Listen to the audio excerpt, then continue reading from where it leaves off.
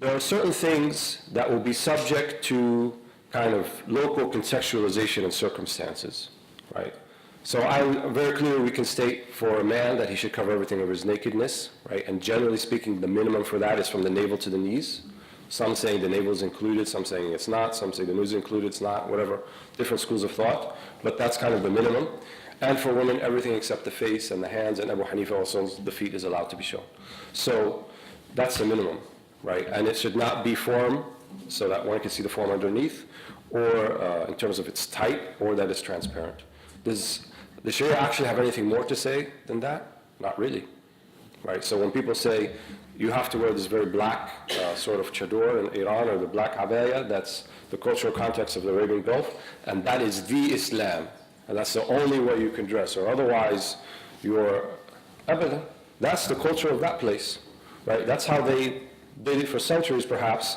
That's how they're applying it, but it doesn't mean that it has to be like that everywhere, right? In this age of globalization and, let's say, monoculture, right? The monoculture is that, you guys are down in Australia and you're wearing like something that's like from America, and, like we all kind of live in this monoculture. We all want to see Star Wars, The Force Awakens at the same time, and, so everyone is kind of living in kind of that same thing. So obviously that's going to affect too the way people practice their Islam.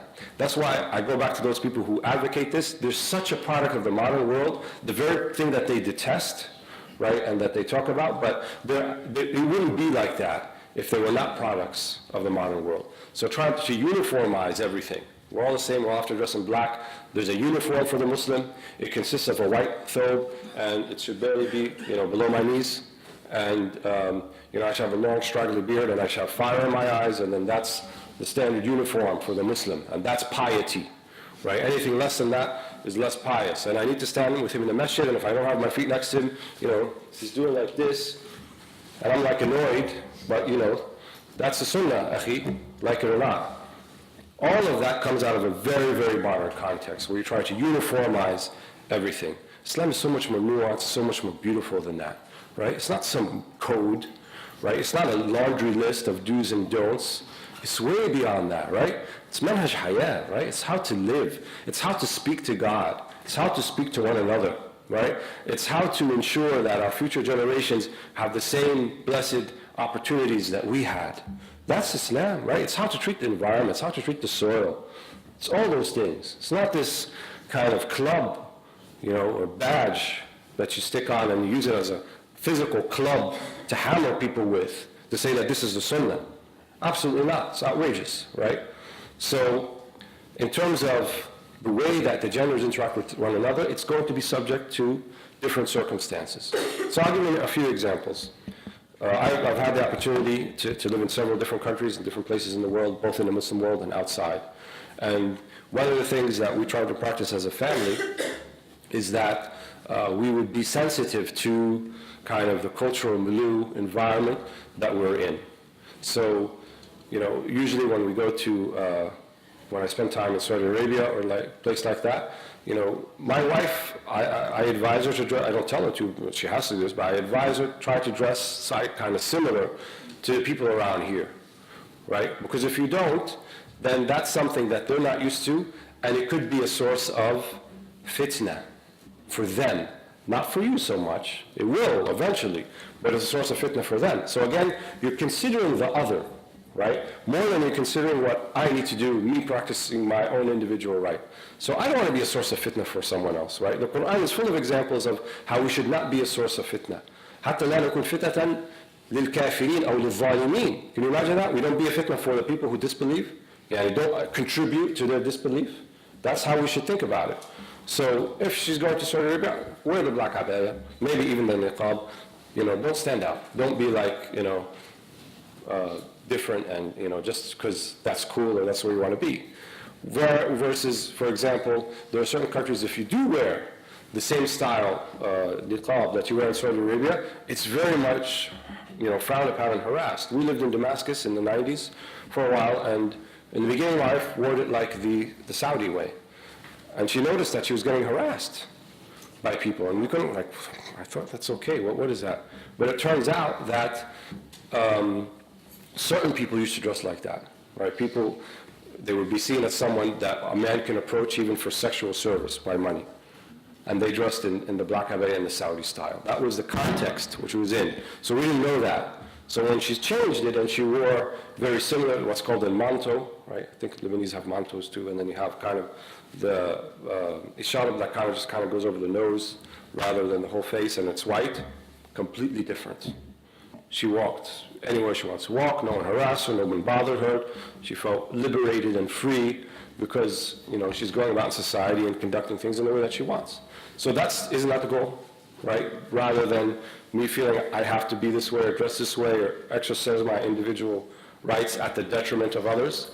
So the problem comes in societies like here, like Australia, like the United States, like Europe, where we don't really have much of a history of, you know, where we can say, well, that's a cultural context here. And at the same time, you have people of Muslims of very different backgrounds who are bringing their stuff back with them, right? We call it baggage. So they bring their baggage with them, and they all think, well, in my country, we do it like this. Well, you know what, but that's wrong, because in my country, we do it like this, right? Even you find, for example, the way that we recite the Quran, al-qira'at, right? Sheikh Muhammad, mashallah, is not here, but هو صاحب قراءات. In other words, he learned the 7 or 10 canonical recitations. And historical development shows us that these recitations kind of became specified to specific geographical regions. So in much of the Muslim world, we read Hafs and Asim. You know, the Medina Mus'haf that you have up there, all of that is Hafs and Asim. That's a particular qira'ah. However, in North Africa, they read differently. They read Warsh and Nafi'. In Libya, they read Qalun and Nafi'. In Yemen, they read Abi Amir. So there's different qira'at, and those are geographic things. If you go to somewhere else and you bring your qira'ah, right, I guarantee you, Sheikh Muhammad was to read Warsh in the next prayer, and we could ask him as a social experiment and see what happens, right? If we were to do that, you know, and he said, for example, الَّذِينَ يُؤْمِنُونَ instead of يُؤْمِنُونَ بِالْغَيْبِ, let's see the reaction, right? We find kind of the elders of it, well, what is this? What Quran is that? He's messed up. Who's this imam? Bring somebody else. You know, he doesn't know how to read and so forth. Because they may never be exposed to that different way that things are being done. So the challenge that lies before us is how do we navigate that, right? In terms of the way we dress, in terms of our interactions with one another, and considering at the same time that the society around us obviously has a context, and they obviously have a way of doing things. Is there any historical precedent for that before? Yes, right? Didn't Muslims go to non-Muslim countries? They were beginning, you know, Egypt wasn't always Muslim, neither was Libya, neither was all of North Africa, and as we said, it took centuries, right? So this kind of negotiation that happened over time where you have a synthesis of the indigenous culture with the Islamic ethos. And that's what actually led to the fluorescence and flowering of Islamic civilization. Whenever Islam came into contact with a powerful civilization, right, one that in its own right was very powerful, then it became even better, right? Persian civilization became even more powerful and greater after Islam than before Islam, right? You can make that argument. And the same for the cultures of North Africa, right? They became more powerful and more important and significant than after the reaction with Islam. The culture of Al-Andalus, right? Which led to the flowering of European culture in general, right? Europeans didn't know sugar, they didn't know ice, they didn't know any of those things before they came into contact with Muslim culture in Islamic Spain.